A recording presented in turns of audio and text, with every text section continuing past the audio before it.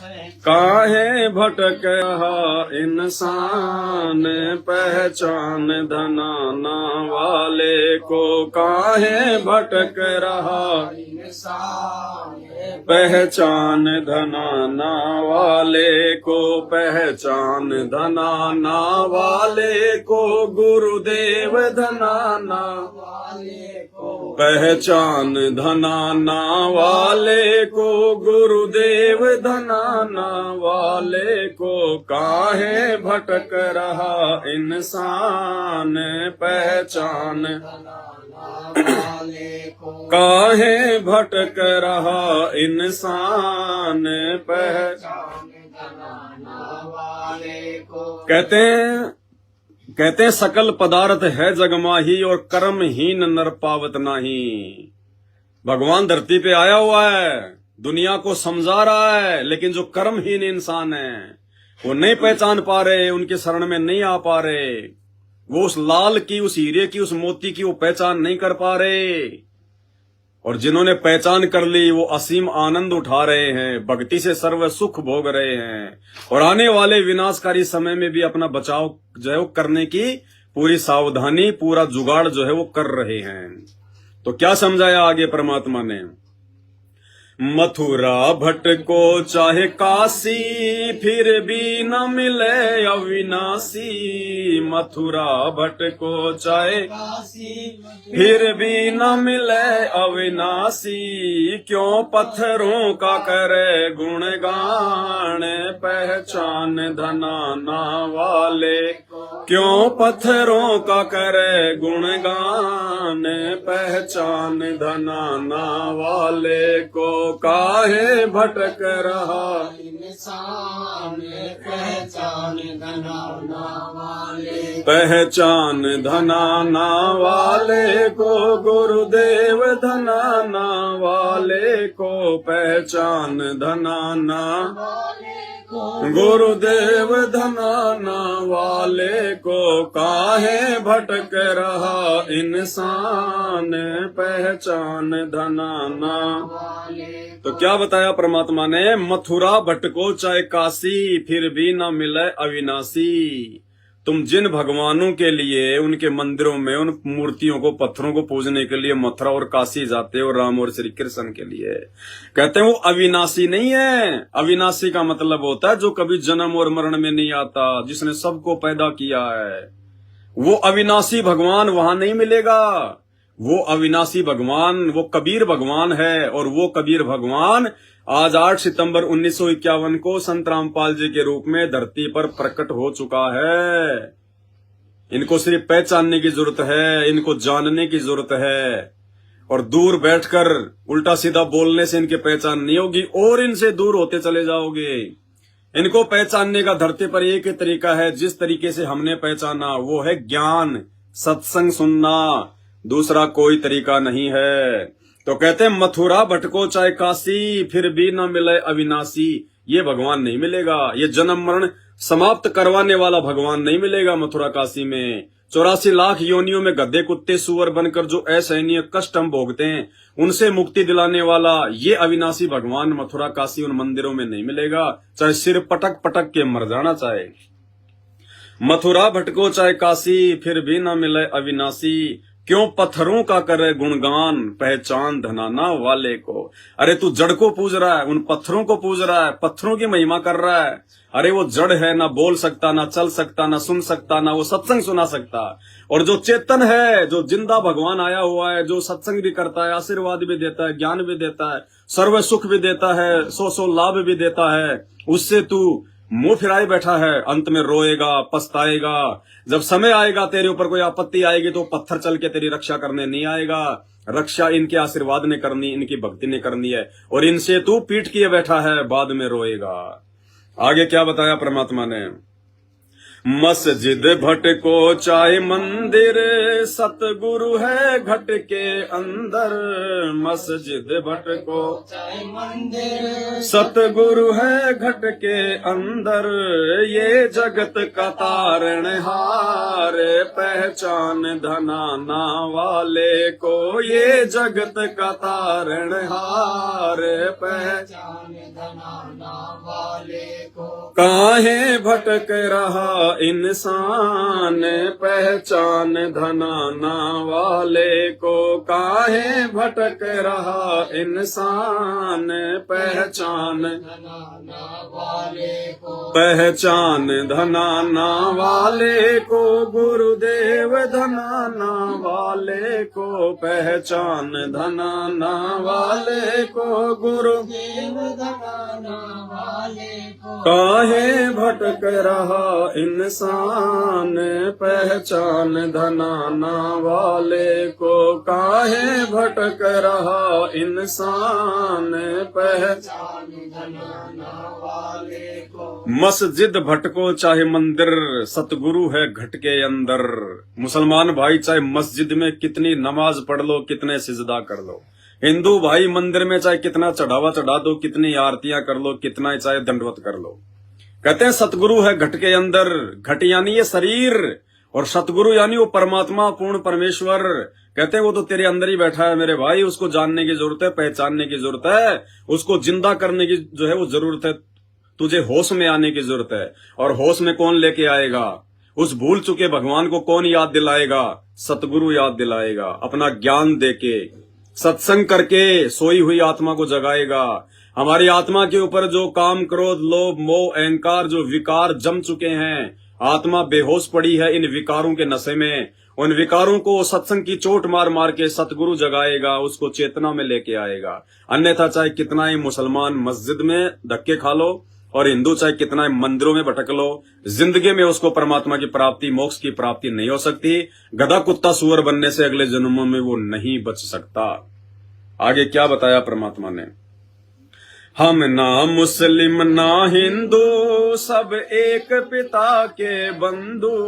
हम ना मुस्लिम ना हिंदू, सब एक पिता के बंधु। ये छोड़ के जाति धर्म अभिमान, पहचान धनाना को। छोड़ के जाति धर्म अभिमान, पहचान धनाना वाले को। काहे भटक रहा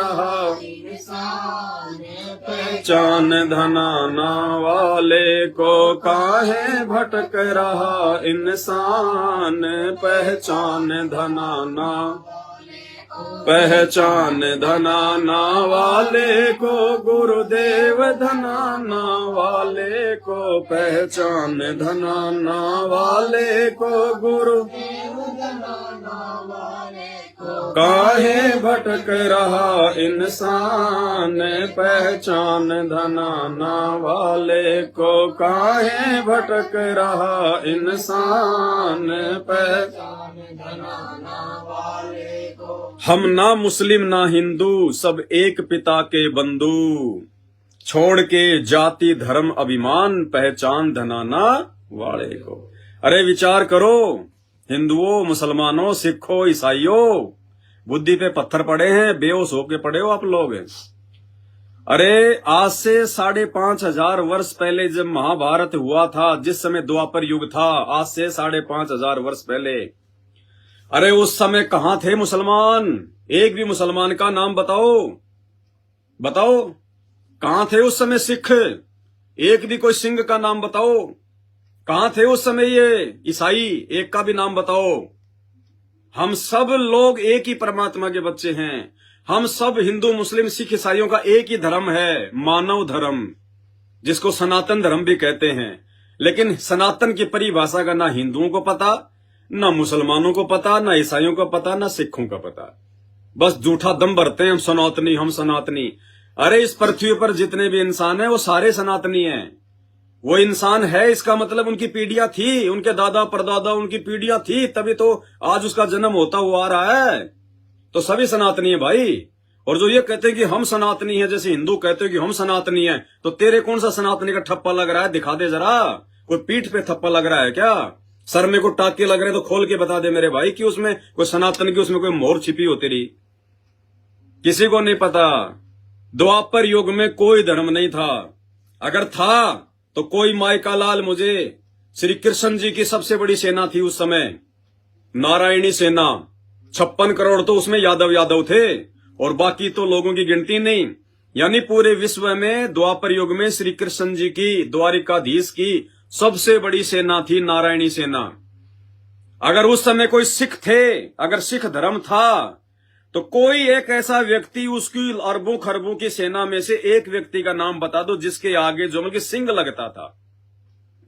बता दो, जोगिंदर सिंह, फलाना सिंह और महेंद्र सिंह, राम सिंह, एक भी व्यक्ति बता दो जिसके नाम के आगे सिंह लगता था। हम मान जाएंगे कि द्वापर युग में सिख धर्म था। अगर द्वापर युग में मुसलमान धर्म था तो श्री कृष्ण जी की सेना में एक भी व्यक्ति बता दो जिसके नाम के आगे खान लगता था, मोहम्मद लगता था, अशरफ लगता था, या कोई अब्दुल्ला लगता था। एक भी व्यक्ति बता दो, द्वापर युग में बता दो। श्री कृष्ण जी की सेना तो छोड़ो, पूरे द्वापर युग का इतिहास ये पुराण आपके पास में रखे हैं। किसी भी पुराण में एक भी व्यक्ति का नाम बता दो जो वर्तमान में मुसलमानों के जो नाम होते हैं उस प्रकार का कोई नाम हो, बता दो। या एक भी व्यक्ति कोई ऐसा बता दो जिसके नाम के आगे कोई सिंह लगता हो। या ये जो ईसाई भाई अपने नाम के आगे लगाते हैं, जॉर्ज फर्नांडिस, फलाना डिस, फलाना एंटीना, तो एक भी व्यक्ति बता दो जिसके नाम के आगे डिस या एंटीना लगता हो। मेरे भाई सीधे साधे नाम थे, ना कोई सिंह लगता था, ना कोई जो है, ना कोई खान लगता था, हैं?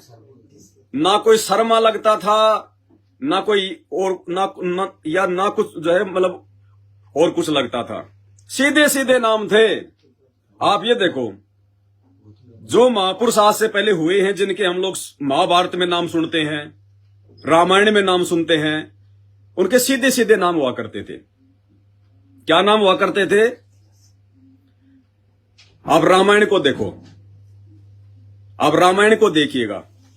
रामायण में क्या क्या पात्र हैं? अंगद। क्या नाम है? अंगद। अंगद के नाम के आगे कभी सिंह लगता था? अंगद सिंह कभी आपने सुना है? अंगद खान लगता था। जामवंत, जामवंत के नाम के आगे उसकी कोई जाति, कोई धर्म, कोई नाम आपने सुना कभी? कितनी बार रामायण देखी आपने? जामवंत के नाम के आगे कोई सिंह लगता था, जामवंत सिंह, या फलाना चौधरी, फलाना ठाकुर साहब। जामवंत के आगे कोई नाम दिखाई दिया आपने? नहीं। हनुमान जी के नाम के आगे कोई लगा? हनुमान चौधरी, हनुमान जाट, हनुमान यादव, हनुमान सिंह, हनुमान सिंह तोमर, नहीं लगता था ना? या हनुमान खान, या हनुमान मोहम्मद, हनुमान अब्दुल्ला, नहीं लगता था ना? रावण का नाम देख लो, रावण के आगे लगा कभी? रावण खान, रावण यादव, रावण शर्मा, रावण चंद्र, रावण सिंह। या रावण के जो 1 लाख जो बेटा बेटी थे, इंद्रजीत, मेघनाथ, अक्षय कुमार, उसकी बहन जो थी मतलब सर्पनखा, कोई जाति लगती थी उनके आगे? ऐसा कोई नाम कोई सुना आपने? श्री रामचंद्र जी के और भी भाई थे, उनके नाम के आगे सिंह लगता था, खान लगता था। राजा दशरथ के आगे लगता था, उसके दादा परदादाओं के नाम के आगे कभी आपने जो सुना क्या? अरे भाई, ये सब बनावटी बातें हैं। आगे चल के हमारे समाज को, इंसानों को वर्ण व्यवस्था के आधार पर, यानी कामकाज के आधार पर उनको 4 वर्णों में बांटा गया था। ब्राह्मण वर्ग, क्षत्रिय वर्ग, वैश्य वर्ग और ये शूद्र वर्ग। बस ये 4 जो है मतलब वर्ग थे, कोई जाति धर्म नहीं था। और आगे चल के जातियों में, धर्मों में बांटने का काम हमारे ज्ञानहीन नकली धर्म गुरुओं ने कर दिया। एक दूसरे के साथ में राग द्वेष ईर्ष्या रखना शुरू कर दिया, और कोई लेना देना नहीं था। मेरे भाई, इन सब बातों का ध्यान रखना। तुम झूठे इस बहम में पड़े हो कि हम मुसलमान हैं, हम सर्वश्रेष्ठ हैं, तो दिखा दो कौन सा ठप्पा लग रहा है तुम मुसलमानों के। अगर तुम्हें अल्लाह ने मुसलमान ही बना के भेजा और मुसलमान ही सबसे अच्छा है, तो तेरी बॉडी पे कहीं तो ठप्पा दिखा दे। या तेरे अल्लाह ने तेरे को हिंदुओं से अलग बनाया हो तो थोड़ा बहुत भी दिखा दे।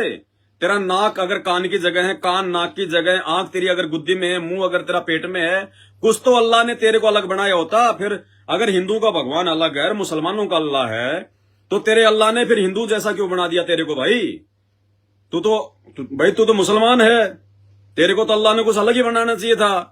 और शरीर के अंदर की जो व्यवस्था है वो भैया उस अल्लाह ने भी वैसे बना दी, भगवान ने भी वैसे बना दी, तो कोई अंतर ही नहीं किया उसने। ये खाली हमारी घटिया सोच है, हमने बाप दादा परदादाओं से, हमारे बाप दादा परदादाओं ने, उनके बाप दादा जो है परदादाओं से, उन्होंने नकली जो है वो धर्म गुरुओं से जैसा ज्ञान सुना देखा, उसी जो है वो गंदगी को आगे परोसना शुरू कर दिया। बाकी कोई धर्म जाति कुछ नहीं था, सिर्फ इंसान था, मानव था, और मानव ही एकमात्र सबसे बड़ा जो है वो धर्म था उस समय। जीव हमारी जाति है, मानव धर्म हमारा, हिंदू मुस्लिम सिख ईसाई धर्म नहीं कोई न्यारा।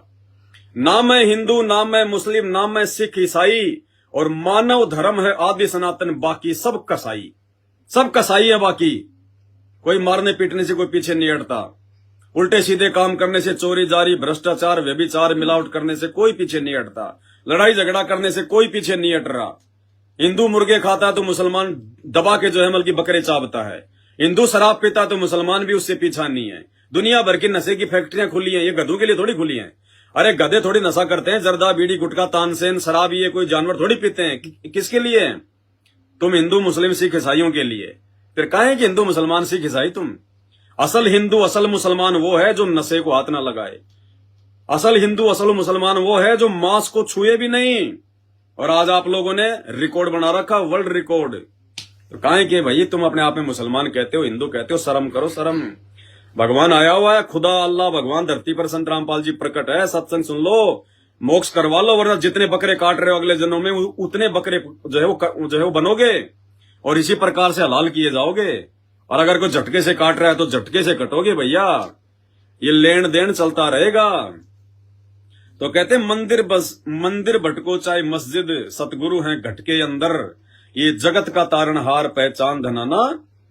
हम ना मुस्लिम ना हिंदू, सब एक पिता के बंधु, छोड़ के जाति धर्म अभिमान पहचान धनाना वाले को। छोड़ दो ये जाति धर्म, कुछ नहीं लेना देना। मुसलमान भी उसी माँ के पेट से आता है, उसी योनि द्वार से आता है, हिंदू भी उसी योनि द्वार से आता है। मुसलमान कोई खोपड़ी से जन्म नहीं लेता है, हिंदू पेट से जन्म ले रहा है, तो ईसाई कोई जो के पैरों से जन्म नहीं ले रहा।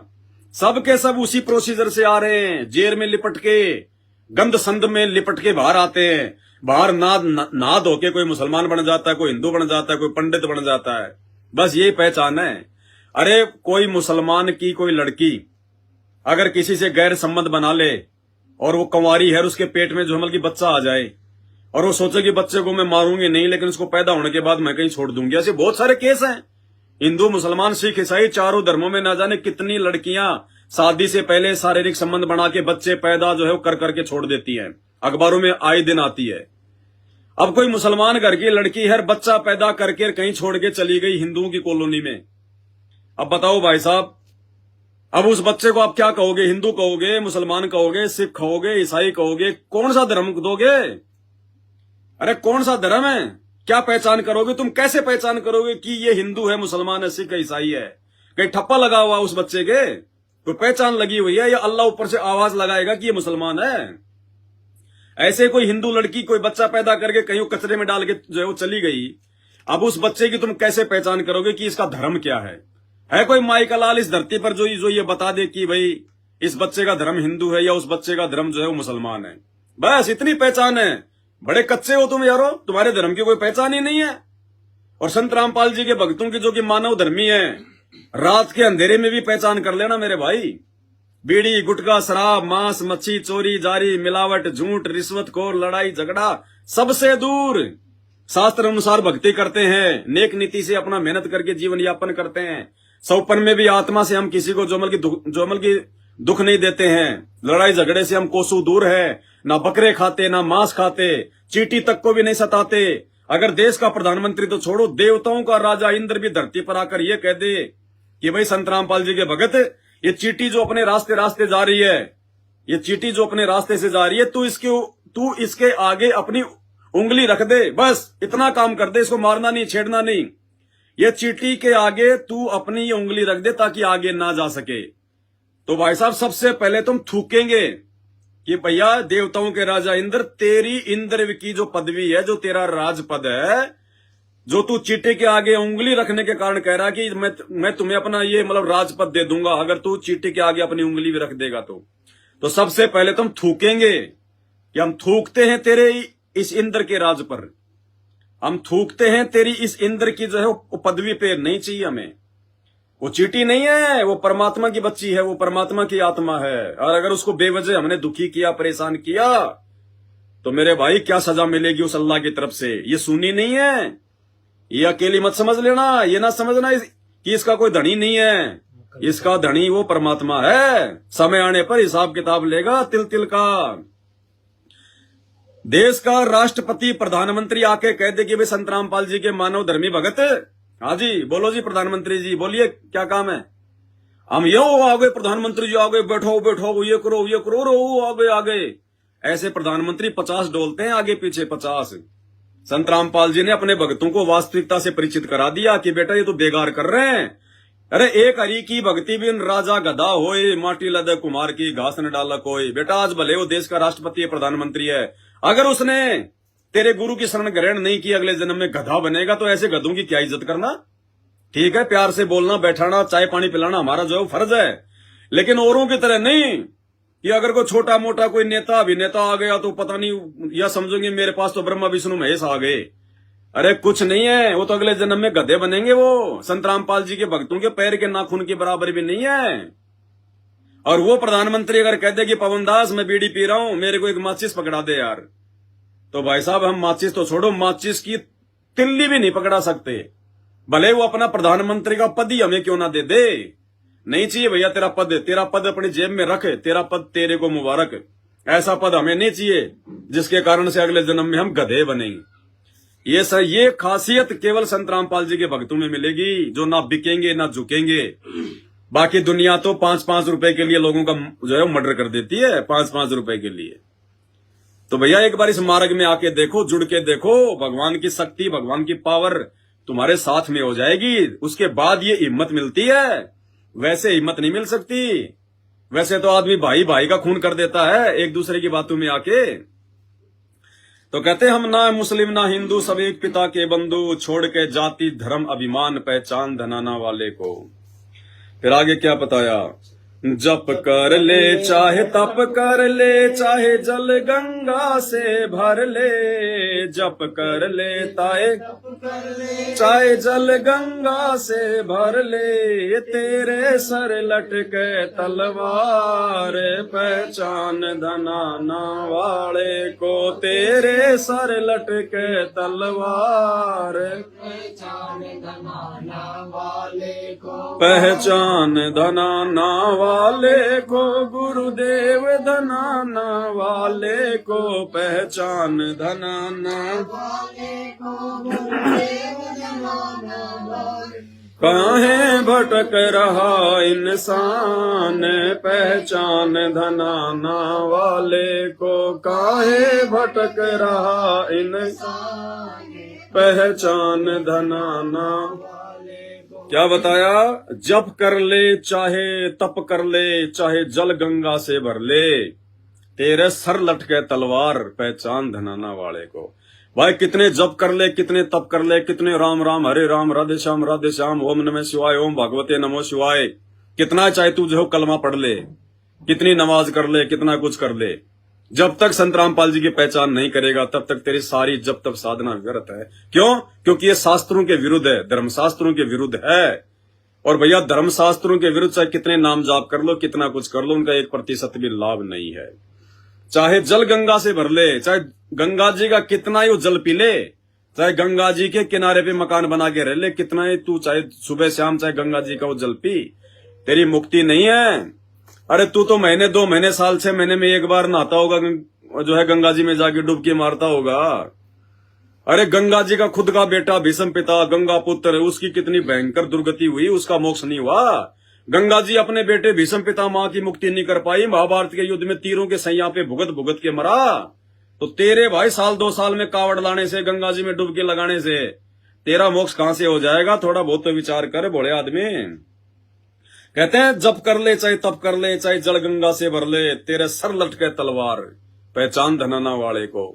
सर पे तलवार लटकने का मतलब है जब तक उनकी शरण में आके भक्ति नहीं करोगे, जब तक संत रामपाल जी की शरण में आके उनका ज्ञान समझ के उनकी भक्ति नहीं लोगे, तब तक भाई ये काल की तलवार तेरे सिर पे लटकी रहेगी। कब मर जाए कोई भरोसा नहीं, कब तेरे ऊपर कोई आपत्ति आ जाए, तेरे ऊपर कोई जो है वो कर्म की मार आ जाए, कब तेरा एक्सीडेंट हो जाए, कब तेरे कोई हारी बीमारी हो जाए, कब तेरा बेटा बेटी मर जाए, कब कब क्या हो जाए, कब भूकंप में तेरा मकान ढह जाए, तेरा काम धंधा फेल हो जाए, कोई भरोसा नहीं है। तेरे को केवल तेरा संस्कार मिलेगा, यानी पिछले जन्मों में जैसी तूने भक्ति किया है वैसा ही तेरे को परिणाम मिलेगा। परमात्मा की तरफ से तेरे को कोई विशेष लाभ नहीं मिलेगा। फिर क्या बताया मालिक ने आगे, चाहे राम जपो हनुमान जपो, चाहे राधे राधे श्याम जपो, चाहे राम जपो हनुमान जपो, राधे राधे श्याम जपो, तू भूल गया करतार पहचान धनाना वाले, तो भूल गया करतार पहचान धनाना वाले को, पहचान धना सान पहचान धनाना वाले को, काहे भटक रहा इंसान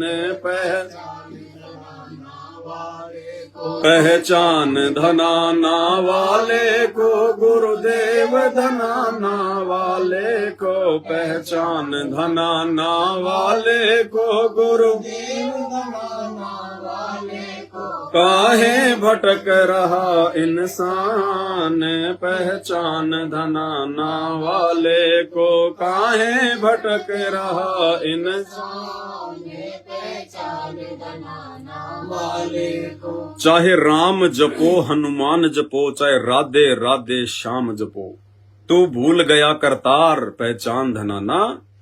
श्री रामचंद्र जी, दशरथ पुत्र श्री रामचंद्र जी का राम राम राम राम नाम जपने का किसी भी शास्त्र में, रामायण में भी अगर कोई माई का लाल दिखा दे कि राम राम राम राम जपने से मुक्ति होगी, या राम राम राम राम कोई भक्ति का कोई मंत्र है, वेदों से गीता जी से कोई भी माई का लाल, चारों शंकराचार्य भी आ गए उसमें, अगर साबित कर दे, ये पवनदास उसकी टांग के नीचे से निकल जाएगा।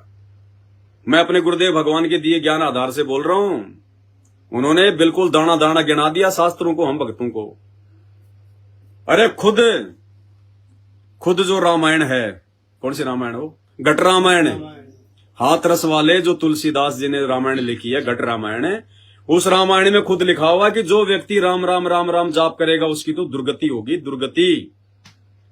और वास्तव में होगी, क्योंकि जब खुद श्री रामचंद्र जी की भी त्रेता युग में दुर्गति हुई, नारद ऋषि का श्राप भोगने के लिए धरती पर आया, 11,000 वर्ष तक अपनी पत्नी का वियोग भोगा, उसके परिवार का पूरा खानदान उसकी आंखों के सामने समाप्त हो गया, और अंत में सरयू नदी में जाके छलांग मार के आत्महत्या करके श्री रामचंद्र जी मरे, जिसको हमारे धर्मगुरु कहते हैं कि जल समाधि ले ली, जल समाधि ले ली, तुम लेके दिखाओ जल समाधि।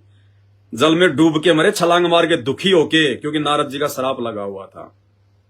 अब ये बातें अगर ये धर्मगुरु अगर इन कथाओं में बताएं तो फिर इनको चढ़ावा कौन चढ़ाएगा, रामायण कौन सुनने जाएगा। तो इनकी तो मजबूरी है बढ़ा चढ़ा के बोलना। हकीकत ये है, चाहे राम जपो चाहे श्याम जपो, चाहे राम जपो चाहे हनुमान जपो। अब हनुमान जी की भक्ति का तो किसी शास्त्र में कोई विधान ही नहीं है, ये तो दुनिया फालतू में बेचारे को पकड़ के ला रही है, कोई विधान ही नहीं है हनुमान जी की भक्ति का। तो भगत था बेचारा, अरे वो तो खुद बेचारा श्री रामचंद्र जी की भक्ति करता था, और हनुमान जी ने कभी भी राम राम राम राम नहीं जपा। किसी भी शास्त्र में प्रमाण है तो दिखा दो, कोई रामायण में दिखा दो कि वो राम राम जपा करते थे क्या। अरे श्री रामचंद्र जी तो ओम मंत्र जपा करते थे, ओम। और खुद ये श्री राम और श्री हनुमान दोनों ओम मंत्र का जाप किया करते थे। और ओम मंत्र का जाप हनुमान जी रामचंद्र जी से मुलाकात होने से जो है पहले भी नाम जपा करते थे। हनुमान जी की श्री रामचंद्र जी से जब तक तो मुलाकात भी नहीं हुई थी, वो तो सुग्रीव वाले मैटर में आपस में मिले थे, उनका समझौता उन्होंने जो है वो करवाया था। जिस समय तक हनुमान जी श्री रामचंद्र जी से मिले भी नहीं थे, उस समय श्री हनुमान जी ओम नाम जाप किया करते थे। अब क्या पता इन नकली धर्मगुरुओं को, ये संत रामपाल जी ने बता रखी सारी बातें, उनके सत्संग सुनो। हनुमान जी तो खुद बेचारा भगत था, उसने कब कहा कि मेरी भक्ति करो, मैं भगवान हूं, या भगत की भक्ति करनी चाहिए। इतनी भी बुद्धि नहीं हमारे अंदर। अरे ऑपरेशन करेगा डॉक्टर, और हम लोग जो है कंपाउंडर के पैर पकड़ के बैठे हैं कि कंपाउंडर करेगा, जिंदगी में नहीं करेगा, उल्टी सीधी कैंची घुसेड़ देगा, मरोगे अकाल मौत। तो कहते हैं चाहे राम जपो हनुमान जपो, चाहे राधे राधे श्याम जपो। अभी राधे राधे श्याम बताओ क्या है ये? और राधे राधे बेचारी पूरी जिंदगी वो राधा रोती रही, बिलखती रही। और राधा पूरी जिंदगी बेचारी श्याम जी से नहीं मिल पाई, श्री कृष्ण जी से नहीं मिल पाई। उसकी श्री कृष्ण जी से शादी करने की मनसा अधूरी रह गई है। अब वो राधा हमारे को श्याम से मिला देगी जो खुद नहीं मिल पाई बेचारी। ये सब बनावटी बातें, झूठी बातें सारी। जिसके मन में आ गया, लगा के तेल नवरत्न दाढ़ी काली करके बैठ गया, हमने सोच लिया बाबा जी है, और बाबा जी जो मंत्र दे दे राधे राधे राधे राधे। अगर वो राधे राधे सही है तो दूसरा फिर हरे राम दे रहा, फिर वो क्या है? तीसरा और ही मंत्र दे रहा है, ओम नमो भागवते ओम नमो भागवते। चौथा और ही मंत्र दे रहा, तो फिर क्या है ये? अरे भगवान एक है तो उसकी प्राप्ति का मंत्र भी एक ही है, ये 50 मंत्र नहीं होते। तो जिसकी डफली उसका राग जो मन में आया उठा लिया, दान दक्षिणा आने लग गई, बढ़िया बैठ के खाने लग गया, 20-50 चेले चपाटे हो गए, 2-4 सेवादार हो गए, दुनिया की भीख से उनका गुजारा चल रहा है। बाबा जी बन गए, बाबा जी बन गए। आजकल यूट्यूब का जमाना है, दुनिया भर के वीडियो बना बना के, शॉर्ट वीडियो बना बना के डाल दो आप, और हमारे जैसे मूर्ख उनको फेमस कर देते हैं, लेना एक देना दो। ये हाल है दुनिया का वर्तमान में। भक्ति के कोई निकट भी नहीं है संत रामपाल जी के अलावा। तो कहते हैं राम जपो चाहे हनुमान जपो चाहे राधे राधे श्याम जपो, तू भूल गया करतार। असली भगवान को तो भूला हुआ बैठा है, असली परमात्मा को। अरे इस परमात्मा की भक्ति करो। संत रामपाल जी जो भक्ति बताएंगे, जो मंत्र बताएंगे, वो है असली मोक्ष मंत्र, उनसे होगा उद्धार। बाकी तो ना तो राधे राधे का मोक्ष हुआ, ना श्याम जी का मोक्ष हुआ, ना हनुमान जी का मोक्ष हुआ। हनुमान जी तो वर्तमान में मानव जन्म ले चुका होगा या मानव जन्म लेगा, क्योंकि हनुमान जी को तो जो है त्रेता युग में मुनिंदर ऋषि के रूप में संत रामपाल जी मिल गए थे। संत रामपाल जी ने हनुमान जी को वास्तविकता बताई कि तू जिस राम के पीछे लग रहा है, ये तो 18 करोड़ बार ये मर चुका है, जन्म ले चुका है, जन्म मरण में है बेटा, ये तेरी मुक्ति नहीं कर पाएगा। इसकी खुद की मुक्ति नहीं है, खुद ये 84 में जाता है, गधा कुत्ता सुअर बनता है। इसकी भक्ति से तेरी मुक्ति कहां हो जाएगी? और देख आज तेरे को इसने क्या सिला दिया। तू इसके लिए जो है कुर्बान हो रहा था। माँ, तूने राम रावण युद्ध में लाखों लोग मार दिए तूने इस रामचंद्र और सीता के लिए। और देख अब तेरे को कैसे बल्कि ताना मार के तेरे को निकाल दिया, क्योंकि अंतिम समय में हनुमान जी दुखी होके अयोध्या छोड़ के जंगल में चले गए थे, क्योंकि सीता जी ने उनको जो बल्कि ताना मार दिया था। जब रामचंद्र जी ने उनको मोतियों की माला भेंट करी और हनुमान जी भगत थे बेचारे, वो माला को फोड़ फोड़ के देखने लगे, तो लोगों ने कहा कि तुम क्या देख रहे हो ये? तो उन्होंने कहा कि मैं ये देख रहा हूं कि इसमें मेरे श्री रामचंद्र जी हैं या नहीं, अगर नहीं है तो मेरे कोई काम की नहीं। यानी वो तो बेचारा भगत था, वो तो स्वामी भगत था। साधु संतों के क्या काम के सोने चांदी हीरे मोती मालाएं। तो जब सीता को इस बात का जो है वो मालूम हुआ, तो सीता ने कहा, अरे हनुमान तेरी बुद्धि भ्रष्ट हो गई। अरे इतनी कीमती मोतियों की माला तेरे को मैंने भेंट करी, तूने इसको फोड़ दिया। रहा तू बंदर का बंदर, मतलब बेचारे की बेइज्जती कर दी पूरी सभा के सामने। हम जिसको भगवान मान के पूज रहे हैं, जिसका हनुमान चालीसा पढ़ते हैं, वो सीता ने क्या कहा कि रहा तू बंदर का बंदर। उसी बात से हनुमान जी दुखी होके अयोध्या छोड़ के जंगल में निकल गए थे। फिर वहां उनको मुनिंदर ऋषि के रूप में वो कबीर भगवान सतगुरु रामपाल जी मिले और अपनी आंखों से उनको सतलोक दिखाया, उनको दिव्य दृष्टि दी। उसके बाद में हनुमान जी को यकीन हुआ कि ये रामचंद्र तो नकली रामचंद्र है भाई, असली राम तो ये है जो मेरे सामने बैठा है, जिसने दाना दाना गिन दिया शास्त्रों का। उसके बाद हनुमान जी को परमात्मा ने नाम दीक्षा दी और हनुमान जी ने फिर वही मंत्र जाप किए, जो मंत्र फिर उन्होंने ओम ओम में जो है वो छोड़ दिया। फिर जो मंत्र उनको मुनिंदर ऋषि के रूप में सतगुरु रामपाल जी भगवान ने दिए, वही मंत्र हनुमान जी ने जाप किए। और वर्तमान में या तो हनुमान जी का जन्म हो चुका होगा या जन्म होगा। ये हिस्ट्री है रियल। संत रामपाल जी के सत्संग सुनो, तब समझ में आएंगे ये बातें। लग गए हनुमान जी के पीछे। क्या देगा तुम्हें हनुमान जी? बेचारा खुद एक लोटे और लंगोटे में रहा करता था, तुम्हें क्या देगा? अरे जो देने वाला उसकी भक्ति करो, बाबाओं के बाबा सतगुरु रामपाल जी भगवान की, उस कबीर भगवान की।